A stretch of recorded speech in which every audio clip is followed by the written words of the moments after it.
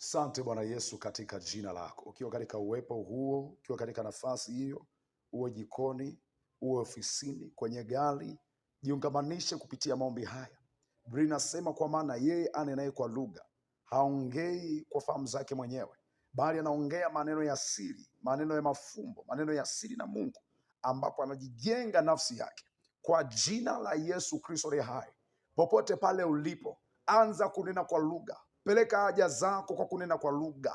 Unapitia wakati gani? Peleka haja zako kwa kunena kwa lugha. Lezandalia zoka maligedo zanalia masuka endelike jiamali zondoli kandia mazuka kalandoja malindize keabosio kadila mande, katika jina la Yesu Kristo. Shabaranda lize diako elanduza mande likazia manda. Nena kwa lugha poripo. Fungua kinywa chako sasa katika jina la Yesu.